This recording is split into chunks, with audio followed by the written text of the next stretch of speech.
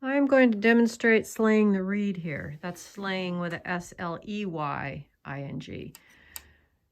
And this is an 8-dent reed. I'm going to slay 1 thread per dent for 8 ends per inch. I just had this at 12 ends per inch, and I'm doing some sampling, so I'm changing it now to 8. I've already measured how wide this piece would be, and so I figured out this is where I should start.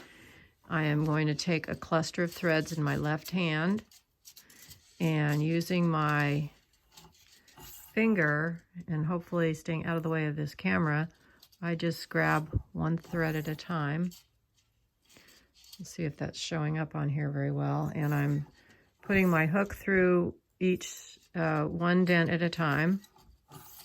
I'm using my hand that's behind the reed and holding the yarns to try to help keep them taut and to separate them. And I may try to adjust the camera so you can see that a little bit better. Let's get this group done. This goes pretty quickly. All right, we'll adjust the camera a little bit. All right, we're starting this again. I'm continuing on with my same 8 ends per inch. Use the hand that's in the back to grab a cluster of threads, put my hook through the dent, and keeping these under tension helps. I should also tell you that I'm sitting at a height higher than I was when I threaded the heddles. I feel like for threading the heddles, you want to be able to have a clear shot through the loom to see the heddles and the sticks that are holding the cross behind the heddles. But when I'm slaying the reed, I want to be up higher. I'm usually at the same height that I will be using to weave, because I want to see down over the reed and to see the heddles. So I'm sitting at a higher height than I was to thread the heddles. Okay, we'll just keep going with this. Now I could be if I wanted 16 ends per inch, I could thread 2 per dent. And if I wanted, 12 ends per inch, I could thread 1 and then 2 and then 1 and then 2. I think that comes out right. I have to think that out. Right now I just want 8 ends per inch, so I'm threading 1 per dent. And you can see how quickly this goes.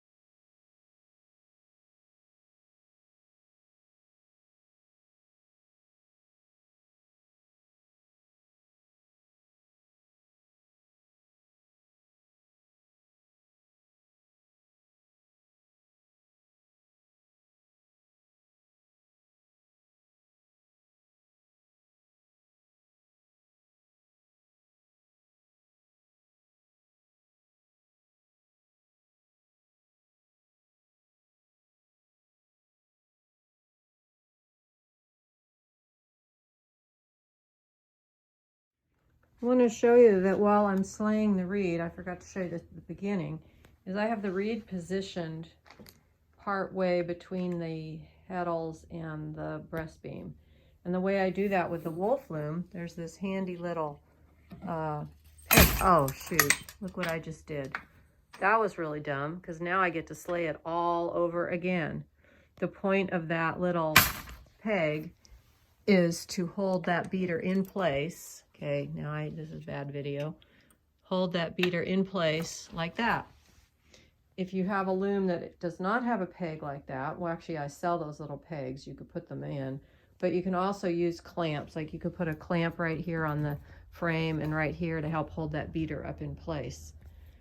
Because it's real important to hold the beater in place and not have it fall forward while you're threading and lose all your work, right? All right, take 2. All right, should I go for a speed record, see if I can get this done? It's hard though, I have a camera and a light tripod thing right in my face while I'm doing this. But we'll just do it all over again. And that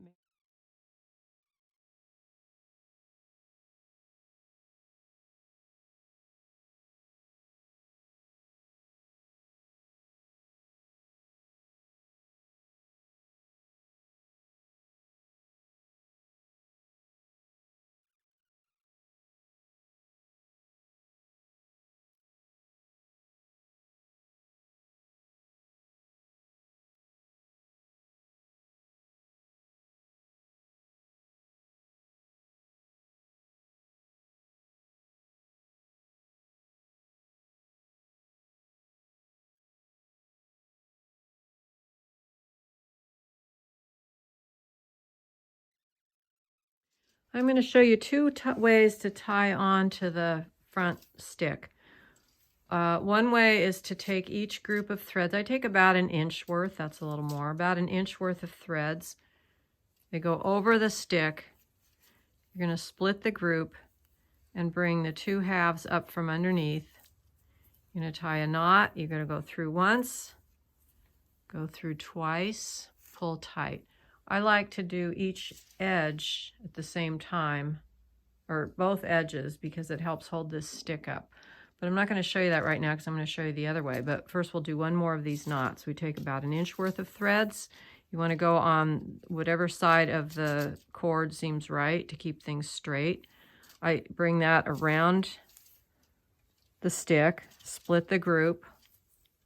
And now this is called a surgeon's knot, I think. You go around there once. It's like tying the beginning of your shoelace. You go through once, but before you pull tight, you go through a second time and you pull it tight. I'll do that once more. There's an inch of threads. I'm splitting the group, going around and around again. Pull tight. Now the advantage of doing this, well, if you're tying onto the stick, the advantage of this knot is that it's real easy to loosen it when you need to, like that.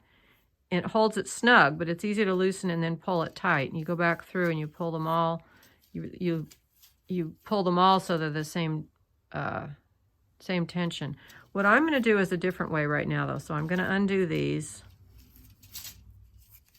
And you can see how easily they do come out if you pull that. That's one advantage, is that you can make them come loose if you need to, but they won't loosen on their own.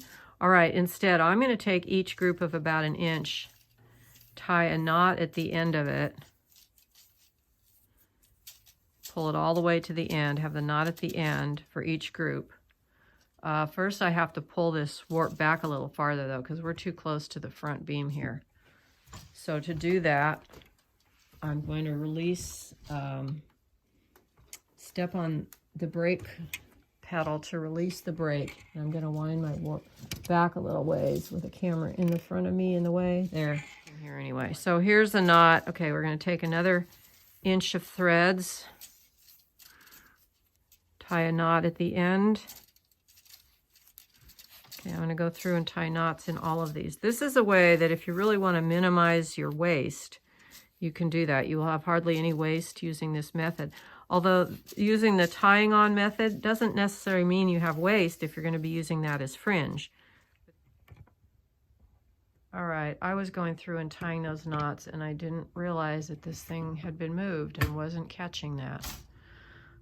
But I think you saw the first couple. So I tied knots in all of these groups. Now I have the stick here. All right, I've got the cord on the stick.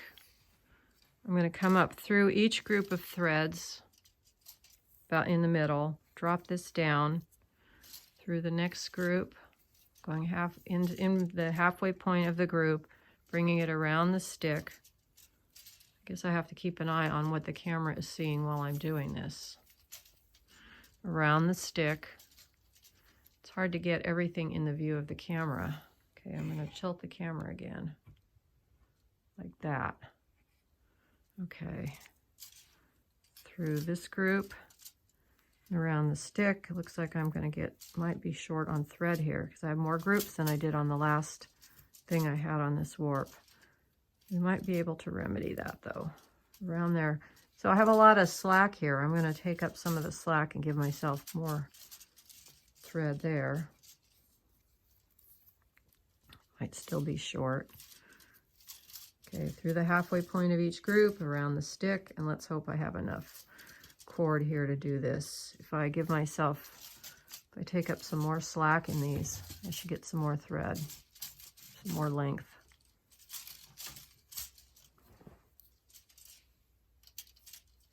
You know, there's a whole other skill set that's required to put together videos and to do all this virtual stuff. I'm working on it. Okay, I'm just tying a knot at the end here. I'm really short on this cord now, but I'm just tying any knot that will stay.